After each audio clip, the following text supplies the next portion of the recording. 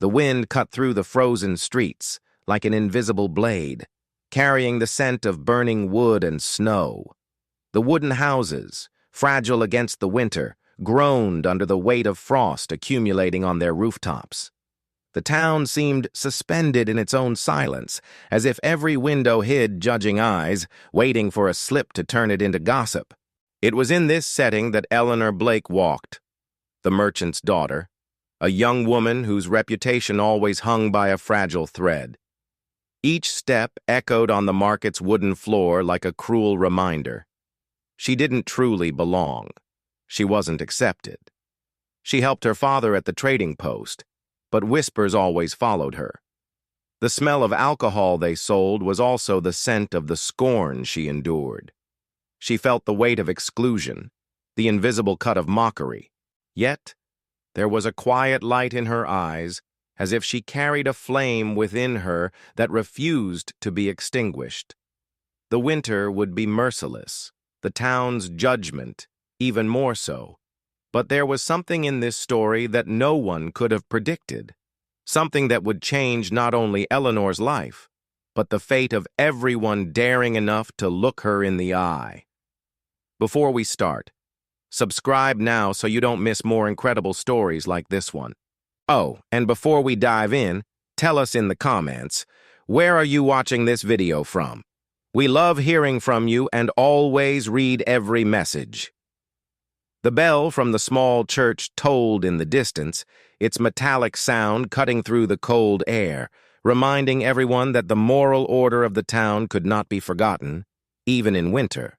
In the covered market, people jostled between barrels of flour and baskets of frozen potatoes, speaking in low voices, but always sharp enough to wound. Eleanor moved between the stalls with an empty basket in her arm. The air smelled of burning coal, damp leather, and smoke, and every step was accompanied by sideways glances. A woman pulled her child close, as if mere proximity to Eleanor was an invisible risk. A man in a wide hat whispered something to a friend, who laughed loudly, the sound echoing between the wooden beams. "The merchant's daughter," he said, without lowering his voice. "Best not let her serve your drink, or your soul might come out condemned." The laughter spread like fire through dry straw. Eleanor felt her cheeks flush, but she kept her eyes down, her hands firm on the basket. There was no way to respond without fueling the flames of malice. Behind the main counter, her father arranged sacks of coarse salt, pretending not to hear. Old Mr. Blake knew the town's cruelty well, but preferred silence to confrontation. For Eleanor, however, every laugh felt like a direct blow. It was then that a tall man appeared in the middle of the market, stepping away from the crowd with a gesture too confident to go unnoticed. His dark coat was clean, without mud or snow, and the smile he carried seemed made to provoke. It was Jonathan Crane, owner of the mill and the main grain supplier in the region.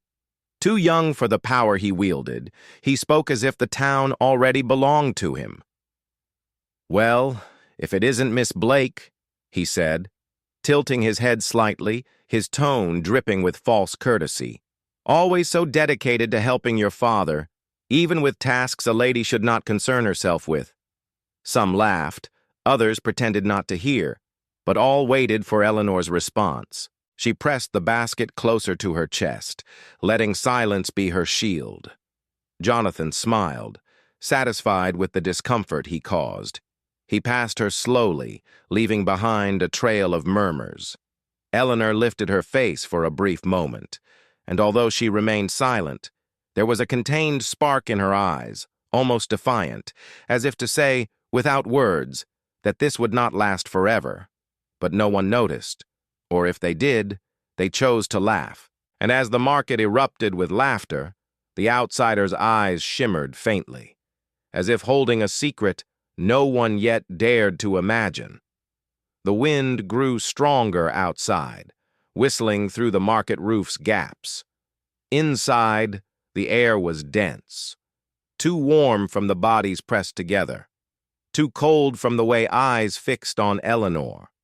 Every step she took made the wooden floor creak louder, drawing unwanted attention. Jonathan Crane seized this invisible stage as if it were his by right. Leaning against a barrel, he crossed his arms and raised his voice loud enough for all to hear. "Tell me, gentlemen, what virtue is there in a maiden who serves whiskey as if it were water?" he asked, his smile edged with malice. "What future could someone like that have, if not dragging her family's name through the mud?" A collective laugh followed his words. Some men clapped, others feigned shock like cheap actors. Eleanor stopped walking, frozen as a statue. Her heart raced, but her breathing remained steady, trained by necessity to endure. "Enough, Jonathan," muttered an older voice. It was Mr. Miller, the blacksmith, who had always shown some sympathy for her. "There's no honor in hurting someone already burdened." Jonathan turned to him with a cold laugh. "Honor," he said, stepping forward, "honor lies in preserving the town from shame. Or do you wish to pretend you don't see her every day behind the counter, serving men who should be at home with their families?" Silence fell heavily. Everyone knew Jonathan had power. He controlled the mill, and without his flour, no one would survive the winter. Few dared oppose him. Eleanor remained quiet. There was nothing she could say without sinking deeper, but her eyes, fixed on the floor, shone as if they held something no one yet understood. Jonathan noticed her silence and smiled, victorious. Then he lifted his chin defiantly. "Very well. If you have so much dignity, prove it. Sing a prayer here, now, in front of everyone. Show that you are holier than sinful." The market stirred. People laughed. Some whistled. Others begged for silence. The challenge had been issued. Eleanor slowly raised her face. The cold wood beneath her feet, the weight of the stairs, all compressed into a single instant. And no one believed she would even try. But the silence that followed spread across the market like fire in dry grass. The entire market waited, suspended. The laughter still lingered in the air, but was no longer safe. Jonathan Crane stood with crossed arms, watching Eleanor like a judge who enjoys the moment before passing sentence. She took a deep breath. The cold air burned her nostrils. The smell of damp straw and coal clung to her throat. When she spoke, it was not a prayer song, but a soft, almost fragile voice. "Though the night is long, the dawn shall come." It was not a traditional prayer. It was an old verse learned from her mother before her death. Few recognized it, but the sound of those words, fragile yet firm, made the entire room hold its breath. Jonathan arched an eyebrow, surprised. "Is that all?" he asked, forcing a laugh. "A child's phrase?" But the crowd hesitated. Something in that voice, simple as flowing water, seemed to recall forgotten things, losses, silences, winters past. Mr. Miller bowed his head almost in a whisper. "An old chant. My mother used to say that too." Some heard and murmured their agreement. Jonathan's laugh faltered. He stepped forward, trying to regain control. "Beautiful words don't change facts, Miss Blake." His voice was harder, more urgent. "Tell me, what worth has someone who lives off others' drinks?" Eleanor did not respond immediately. Her silence felt calculated, not resigned. When she raised her eyes, there was something no one expected. Not submission, but firmness. "A person's worth," she said, her voice clear as cracking ice, "is not in what others whisper. It is in what survives when the winter ends." A shiver ran through the room. It was more than a reply. It was a sign. A young tailor's apprentice, perhaps bold or reckless, murmured in her defense, "At least she works, more than many here." He was met with laughter and nudges, but the spark had been ignited. Eleanor remained, seemingly fragile, yet with a deep spark burning in her eyes. Something no one expected to see. And when everyone thought she would break, something began to reveal itself, something no one was ready to face. The silence that followed Eleanor's words was not ordinary. It had weight, like snow about to fall from a roof. Gazes began to shift. Some still carried disdain, but others, curious, uncomfortable, almost ashamed, changed. Jonathan Crane tried to regain command. He laughed too loudly, as if he had to convince himself first. "Listen," he said, spreading his arms. "Cheap philosophy to hide shame. Words don't fill stomachs, Miss Blake, nor do they save a family." Eleanor did not move. She simply set the basket down slowly. The simple gesture drew attention, as if she had decided not to carry any burden that wasn't her own. Then, from the crowd's depths, someone spoke. "And what do you fill, Jonathan?" It was Mr. Miller, the blacksmith, voice firm. "Your pockets, at the cost of missing grain on tables." A murmur ran through the market. Dangerous to face Crane, but one man's courage opened a gap for others. Eleanor seized the space, lifting her gaze. Her eyes seemed clearer under the light streaming through the roof, reflecting the white of the snow. "You speak of shame," she said calmly, "but true shame is using power to humiliate those who cannot defend themselves." The words were not loud, but they echoed as if carried by the wind itself. Jonathan, for the first time, faltered. The smile was gone. His rigid posture betrayed that something inside him had cracked. The crowd noticed. The collective laughter gave way to side glances, to uncomfortable silences. The room's balance shifted slowly, like ice cracking over a river. Eleanor did not need shouting, nor force. Her dignity, so simple, seemed to grow before everyone. It was not mere resistance. It was presence. And at that moment, it was clear. It was not just skill. It was dignity. And suddenly, silence fell across the crowd. The market's breath seemed suspended. Even the creak of the floorboards under wet coats had quieted. All eyes were fixed on 2 points. Jonathan Crane, the mill owner, used to being the loudest voice in town, and Eleanor Blake, the merchant's daughter, so often scorned. Jonathan tried to fake a laugh, but his voice came out harsh, breaking on the edge of irritation. "Beautiful words don't change who you are. Everyone here knows. You are nothing but—" He couldn't finish. Eleanor stepped forward. Small, almost timid, yet closing the space between them as if the air itself bent. Her heart raced, but her face was serene. "I know who I am," she said. "I know the weight I carry. I know the work of my hands. I know the nights I served drunken men to keep my father afloat while others slept in warm beds." Her voice did not tremble.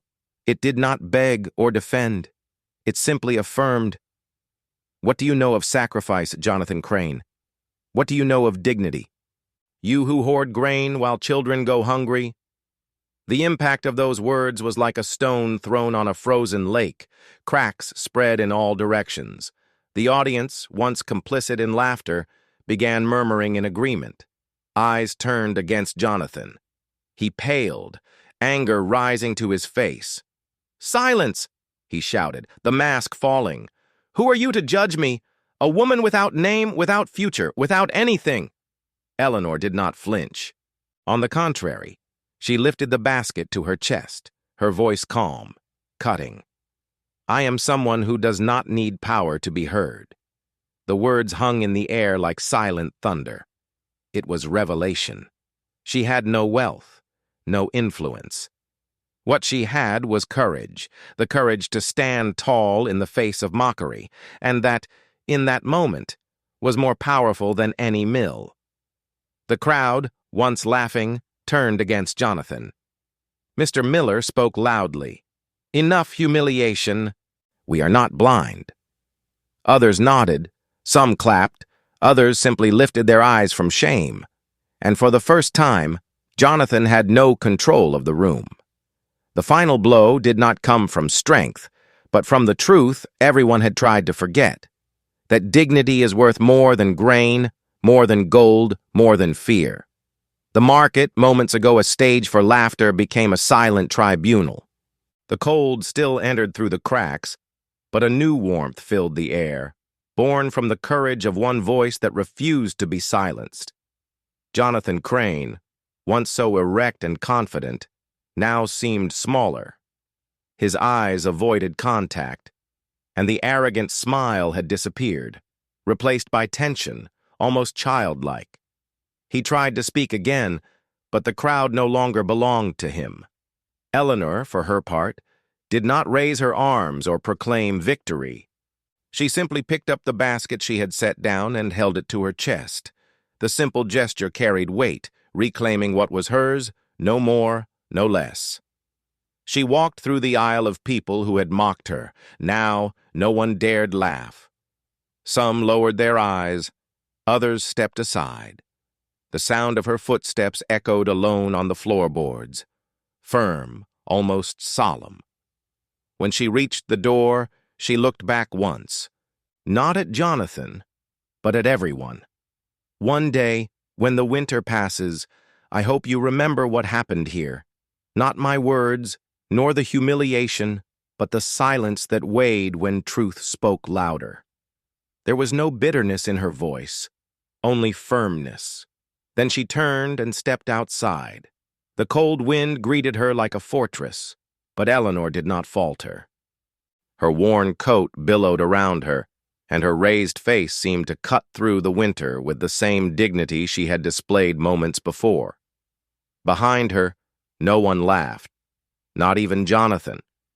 He remained still, exposed to the weight of his own insignificance. And when Eleanor walked through the market doors, no one dared laugh again, for they had witnessed something that could not be erased. The winter continued mercilessly, covering rooftops with snow, freezing rivers, and making every journey a fight for survival. But in that small town, something had changed. The silence that followed Eleanor outside was not just a moment. It became a mark, an invisible line dividing before and after. People began speaking quietly about the incident, but no longer with laughter. Some admitted feeling ashamed of themselves. Others confessed that Eleanor's words reminded them of their own forgotten sacrifices. Mothers who worked double shifts, fathers enduring humiliation to feed children, youths braving the cold without coats. Jonathan Crane, the mill owner, was never seen with the same authority. His arrogance had fractured before everyone's eyes. He still had power, still had grain, but no longer commanded respect. And in a small town, respect is worth more than any stock of wheat. Eleanor, meanwhile, did not become rich or famous. She continued helping her father at the trading post, living among the same eyes. But those eyes were no longer the same. Some were cautious, others tinged with admiration, and the youth, especially them, saw in her a silent example of courage. Years later, when someone mentioned that winter, they did not speak of scarcity or cold. They spoke of the afternoon a woman, deemed fragile and unworthy, stood tall before everyone and revealed a simple truth. Dignity does not depend on power, but on courage. And so, amidst the snow and silence, the town learned a lesson that would echo forever. In a world blinded by arrogance, sometimes a single act of quiet dignity is enough to change the course of history.